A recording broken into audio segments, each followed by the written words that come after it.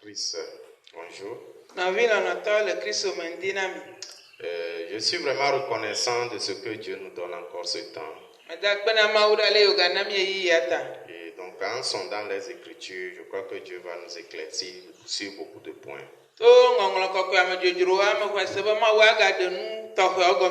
Et donc, ce matin, nous allons prier pour commencer. Père des cieux, merci. Merci de ce que tu nous as donné encore ce temps de méditation. Seigneur, tu envoies ton esprit pour nous expliquer toutes choses. Nous croyons que vraiment en écoutant la parole puisse devenir vraiment la lumière de notre cœur. Merci de nous avoir donné vraiment ce temps. Nous te confions le début et la fin. Seigneur, il faut bénir tous ceux qui écoutent. Merci. Nous avons prié au nom de notre Seigneur Jésus-Christ. Amen. Amen. Et donc, vraiment, je suis reconnaissant. Et donc, depuis la dernière fois, nous avons commencé des séries en parlant du péché volontaire, le péché involontaire.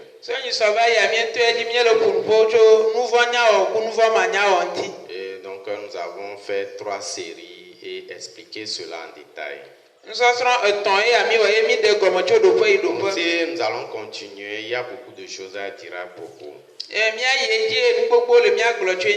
ce matin, nous allons parler d'un point aussi qui est très important dans la vie spirituelle. Et comment avoir le pardon des péchés. Et donc, pour mener la vie spirituelle sans avoir le pardon des péchés, on ne peut pas mener la vie spirituelle. Dire qu'on est chrétien sans avoir le pardon des péchés, nous ne sommes pas chrétiens. Donc, en fait, le travail que Jésus-Christ est venu faire, c'est de donner le pardon des péchés. Mais beaucoup de gens ne connaissent pas cela en détail. Beaucoup de gens vont à l'église sans avoir exactement le pardon des péchés.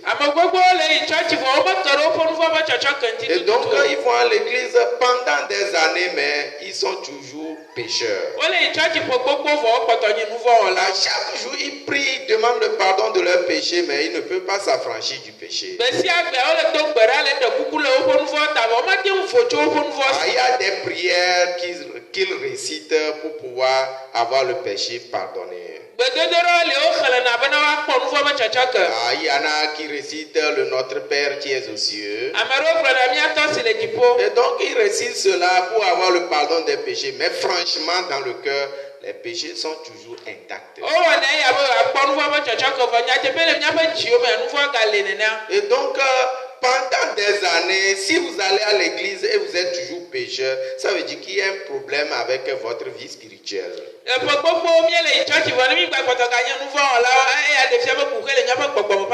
Si vous allez à l'église pendant des années et que vous n'êtes pas affranchi du péché, alors vous avez besoin d'écouter la parole pour pouvoir être affranchi du péché. Donc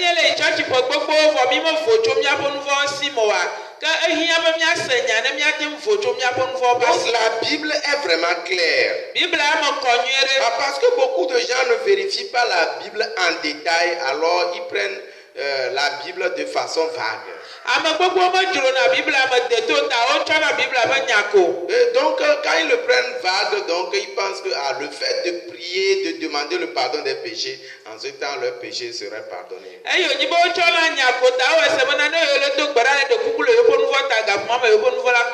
péchés ne sont pas pardonnés. La preuve même, c'est que eux-mêmes là, ils ne sont pas affranchis du péché.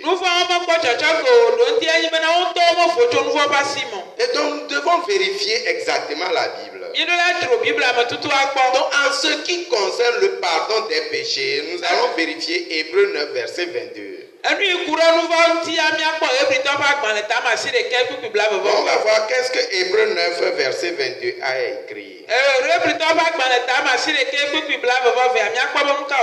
La Bible, sachez que la Bible ne peut pas se contredire. Et donc, si la Bible dit quelque chose, ça veut dire que c'est ça qui est la vérité. Hébreux 9, verset 22. Et presque tout, d'après la loi, est purifié avec du sang. Et sans effusion de sang, il n'y a pas de pardon. Eye Madeon agblɔ kple bena wotsɔ ʋu klɔ nuwo katã ŋuti le se la nu. Eye ne ʋu mekɔ ɖe anyi o la, nu vɔ̃ keke aɖeke mana anyi o. Donc selon Hébreux 9, verset 22, on dit quoi? Presque tout est purifié avec du sang. Ebritɔ ƒe agbalẽ tame asi ɖeke kpekpe bla veve agblɔ bena wokɔ nu sia nu ti to ʋu la me. Et donc, il dit quoi? Sans effusion de sang, il n'y a pas pardon. Donc, ce qui veut dire quoi? Qu'est-ce qui donne exactement le pardon? C'est effusion de sang qui donne le pardon. Donc, sans effusion de sang, on ne peut pas parler de pardon. Donc, beaucoup de gens pensent que c'est la confession qui donne le pardon. Certains pensent que c'est la prière qui donne le pardon. Alors lorsque tu vas répéter plusieurs fois, notre Père qui est aux cieux, notre Père qui est aux cieux, tu vas répéter ça plusieurs fois, alors tu vas avoir pardon des péchés. Ce n'est pas vrai. Et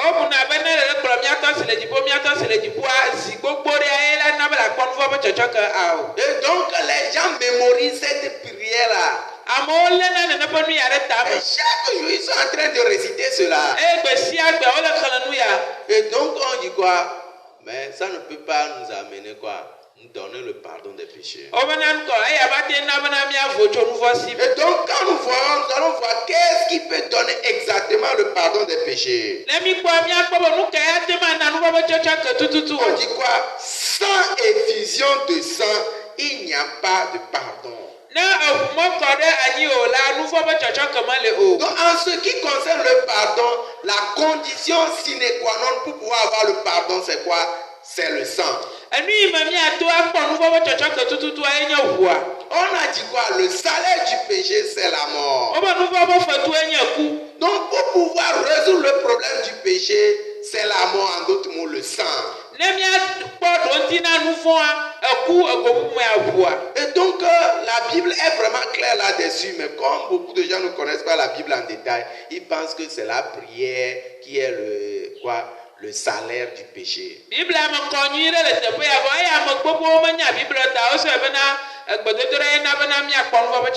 Et donc, c'est pourquoi quand vous vérifiez la Bible, vous allez voir, dans l'Ancien Testament, vous allez voir qu'on faisait le sacrifice des animaux. Donc là,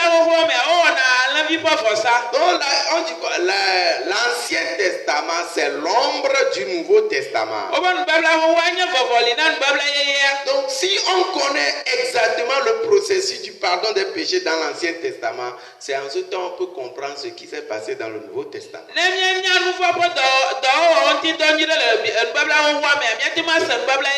Donc dans l'Ancien Testament, exactement là où nous pouvons trouver à propos, on a expliqué en détail, c'est dans Lévitique chapitre 4.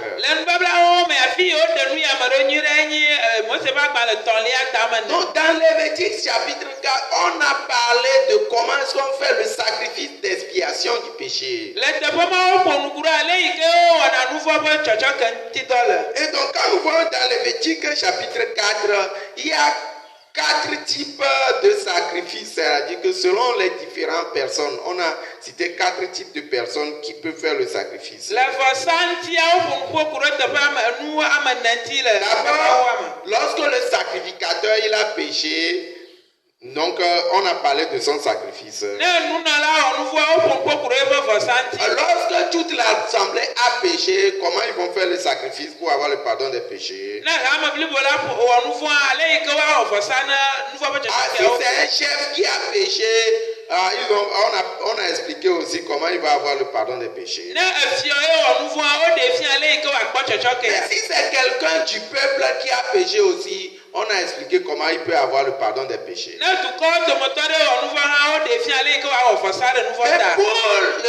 même si c'est 4 types de personnages, mais on voit qu'il y a des points communs. Et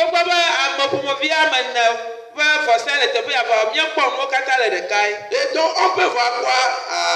il doit nécessairement amener un animal. Donc, pour pouvoir avoir le pardon des péchés, il faut nécessairement quoi? Un animal. Et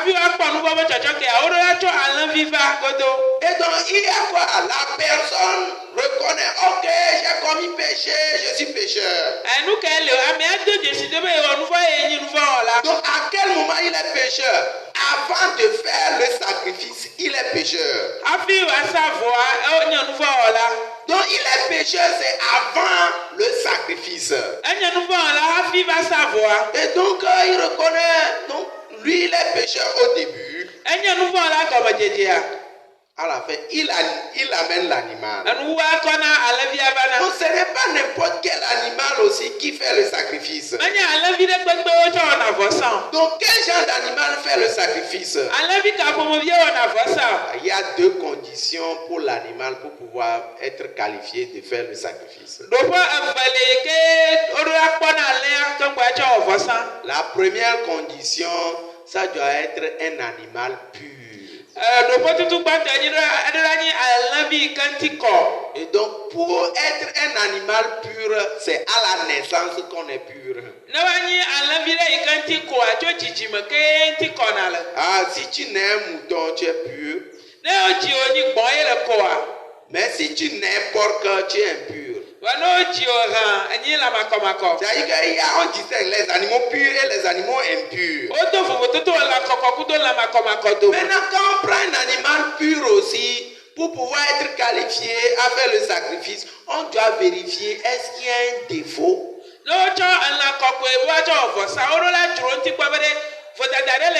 S'il n'y a pas de défaut, alors on peut l'utiliser. Ah, mais s'il y a un nez cassé, il ne peut pas faire le sacrifice. En d'autres mots, s'il a un défaut, on ne peut pas l'utiliser comme un sacrifice du péché. Et donc, on amène cet animal-là. Et donc, quand nous voyons, il y a un point commun qui doit se faire nécessairement, c'est que celui qui a commis péché là, il doit mettre la main sur la tête de l'animal.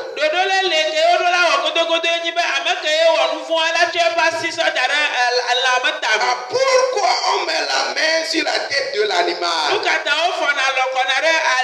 Pourquoi nécessairement on met la main sur la tête de l'animal? Pour comprendre ce point-là, lorsque nous lisons Lévitique 16, verset 21, on peut comprendre que lorsqu'on met la main sur la tête de l'animal, c'est pour transférer les péchés à l'animal.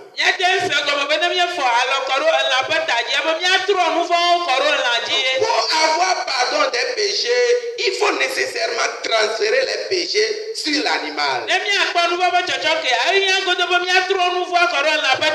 On ne transfère pas les péchés sur l'animal mort. On transfère les péchés sur l'animal vivant.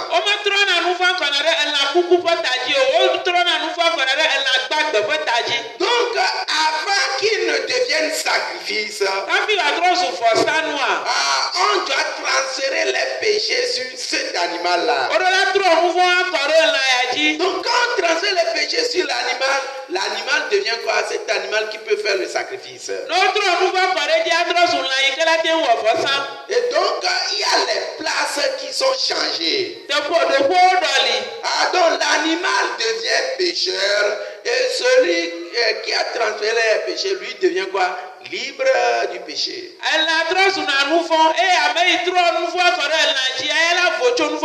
Comme il est dit, le salaire du péché c'est la mort. On tue l'animal. On prend le sang de cet animal-là et on met sur les cornes de l'autel. Quand on met sur les cornes de l'autel, en ce temps, on peut dire quoi? Les péchés de la personne sont pardonnés. Et donc, c'est comme ça on faisait le sacrifice des animaux. Mais si on doit continuer comme ça, ce serait une chose répétitive. Et donc, c'est-à-dire qu'à chaque fois, quand tu vas vouloir venir faire le sacrifice, tu dois avoir toujours quoi? La conscience du péché. Donc, pourquoi Dieu a arrêté le sacrifice des animaux? Lorsque vous lisez dans Hébreu, vous allez voir exactement pourquoi Dieu a arrêté le sacrifice des animaux. Hébreu chapitre 10. À partir du verset 1. On dit, en effet, la loi qui possède une homme des biens à venir et non l'exacte représentation des choses ne peut jamais, par les mêmes sacrifices qu'on offre perpétuellement chaque année, amener les assistants à la perfection. Autrement, n'aurait-on pas cessé de les offrir parce que ceux qui rendent ce culte, étant une fois purifiés, n'auraient plus eu aucune conscience de leurs péchés. Mais le souvenir des péchés est renouvelé chaque année par ces sacrifices. Amen. Amen. Donc quand nous voyons ici, on va voir que ici, ce que Dieu voulait corriger à ces sacrifices-là, c'est que chaque fois les gens ont la conscience du péché. Donc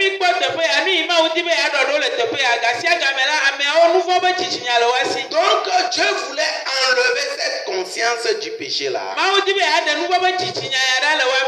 Alors il faut un sacrifice éternel. Alors il faut un sang éternel. Et donc en ce moment, celui qui est qualifié pour faire cela, c'est Jésus-Christ. On fait la mission de Jésus-Christ sur la terre, c'est de venir faire quoi? Ce qu'on faisait dans l'Ancien Testament, lui il est venu pour faire la chose encore plus parfaitement.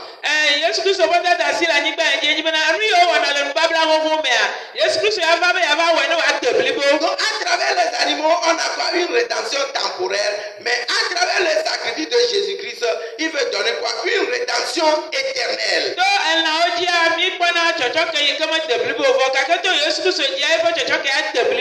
Alors en ce moment, comment est-ce qu'il faut? Il faut qu'on transfère les péchés du monde sur Jésus-Christ.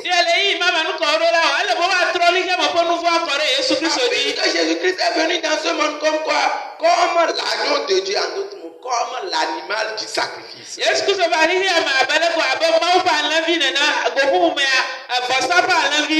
donc, si on a déjà l'agneau, il faut quoi? Qu'on transfère les péchés du monde. Nos péchés là doivent être transférés à Jésus-Christ. Et donc comment est-ce qu'on peut transférer nos péchés à Jésus-Christ? Et nous n'avons même pas vécu au temps où Jésus-Christ était sur la terre. Alors il nous faut un représentant. Qui peut être un représentant? Alors, lorsque nous lisons dans le livre de Matthieu, Jésus-Christ a témoigné de Jean-Baptiste de cette manière.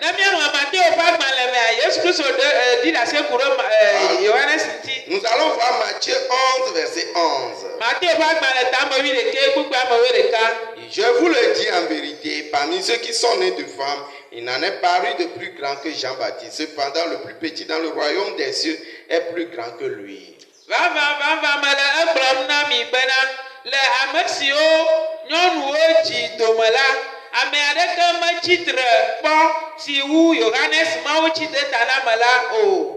Donc ici on dit quoi? Parmi tous ceux qui sont nés de femmes, il n'y a pas de plus grand que Jean-Baptiste. Tous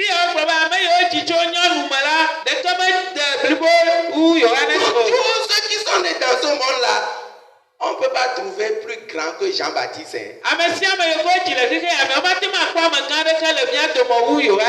Alors Jean-Baptiste peut être vraiment le représentant de tout le monde.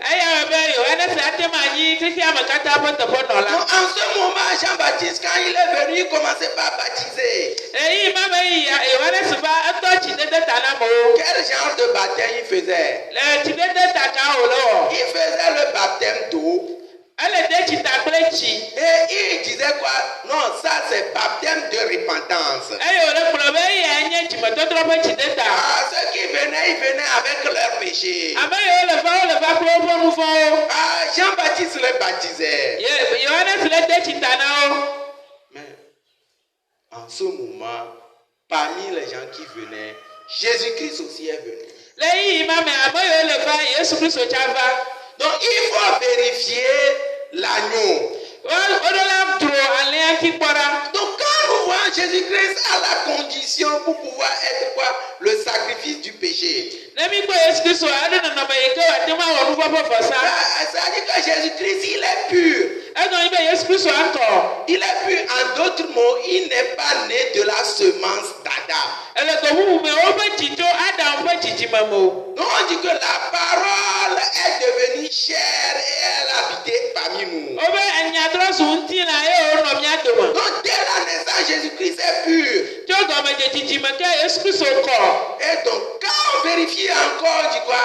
Sans défaut. Il est sans défaut en d'autres mots. Jésus-Christ n'a jamais commis de péché. Donc lorsque Jean-Baptiste a vérifié, Jésus-Christ voit quoi? Non, lui là, il n'a pas de péché, il est pur. Alors Jean-Baptiste disait, non, Jésus, c'est toi qui dois me baptiser plutôt.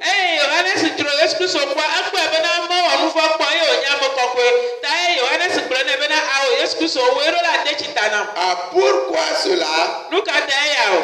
Normalement, c'est le supérieur qui baptise l'inférieur, ou bien c'est pas ça? Il est pur, il est sans défaut. Jean-Baptiste pensait quoi? Non, Jésus-Christ, c'est toi qui dois me baptiser.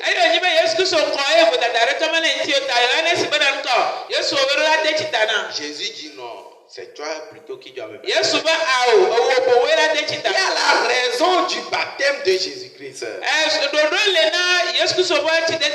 Quand j'ai demandé pourquoi est-ce que Jésus-Christ s'est fait baptiser, les gens me disent que non, Jésus-Christ s'est fait baptiser pour nous montrer que nous aussi nous devons nous faire baptiser.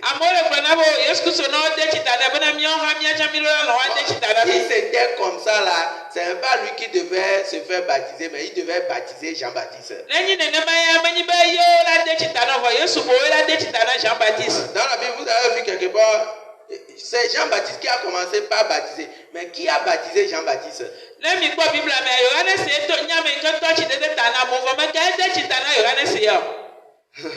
Donc, quand nous voyons finalement Jésus-Christ est venu, il y a la raison pour laquelle Jésus-Christ devait être baptisé. Jésus-Christ a expliqué cela à Jean-Baptiste. Donc, lorsque nous voyons dans Matthieu chapitre 3, à partir du verset 13. Alors Jésus vint de la Galilée au Jourdain vers Jean pour être baptisé.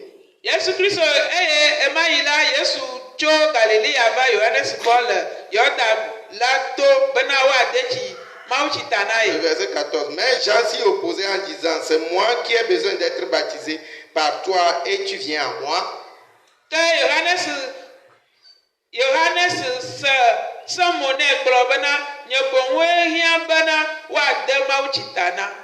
Et verset 15, Jésus lui répondit, laisse faire maintenant, car il est convenable que nous accomplissions ainsi tout ce qui est juste. Et Jean ne lui résista plus.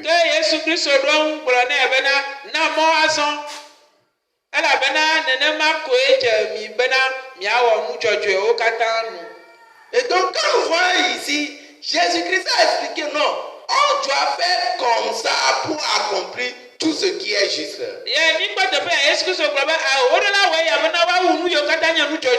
Donc en d'autres mots, le baptême de Jésus-Christ, c'est pour accomplir tout ce qui est juste. Pourquoi jusqu'à maintenant tout ce qui est juste là n'est pas accompli? Parce qu'il y a encore quoi? Le péché dans le monde. Alors lorsqu'on enlève les péchés, on transfère à l'animal. La justice doit être transférée à nous les hommes. Le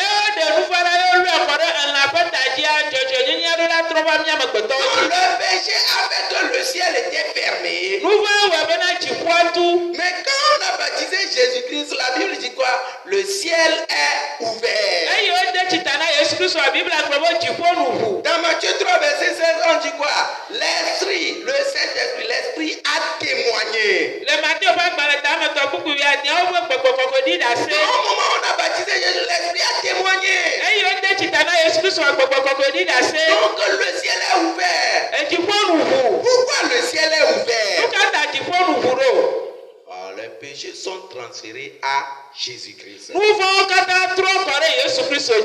comme on transfère les péchés à l'animal,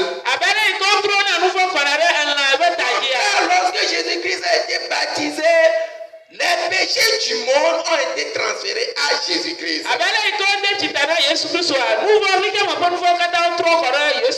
Donc lorsque nous lisons dans Jean chapitre 1, le verset 29, après avoir baptisé Jésus-Christ, le lendemain il a vu Jésus venant à lui. Il dit quoi? Voici l'agneau de Dieu qui ôte le péché du monde. Donc en ce moment, Jean-Baptiste voyait quoi? Oh, les péchés du monde sont transférés à Jésus-Christ. Il faut le regarder.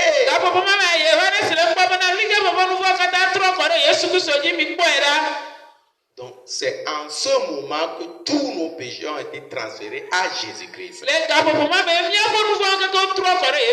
Donc comme l'animal reçoit les péchés, à travers le baptême de Jésus-Christ, nos péchés ont été transférés à Jésus-Christ. Après avoir transféré les péchés à l'animal, qu'est-ce que l'animal doit faire? Pour accomplir le pardon des péchés, on doit faire quoi? Tuer l'animal. Et alors finalement, Jésus-Christ, il a été crucifié. Il a versé son sang. À travers la crucifixion de Jésus-Christ, la mission de Jésus-Christ a été accomplie. Est-ce que la mission de Jésus-Christ est accomplie dans ton cœur? Après avoir tué l'animal, est-ce que la personne qui a fait le sacrifice du péché, il est toujours pécheur ou bien il est devenu juste?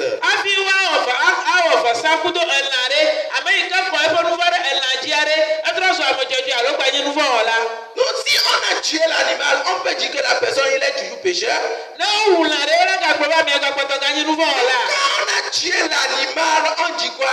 Les péchés de la personne sont déjà pardonnés. Donc sans avoir tué l'animal, on dit que les péchés ne sont pas encore pardonnés. On ne peut pas transférer les péchés sur l'animal mort. Aujourd'hui, beaucoup de gens qui ne connaissent pas exactement la vie spirituelle, ils confessent les péchés. Ça dit quoi? Ils sont en train de transférer les péchés. Quel genre de péché ils sont en train de transférer?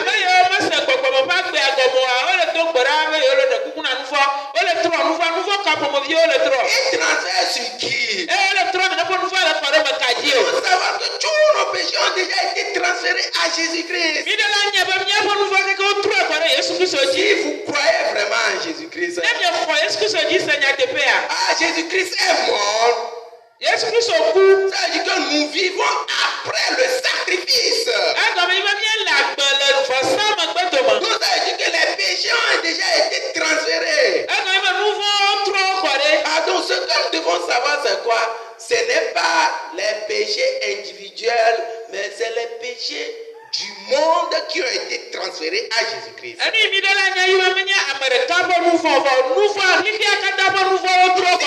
péchés du monde que Jésus-Christ est mort pour ces péchés-là. Ça veut dire que nous sommes affranchis du péché. Nous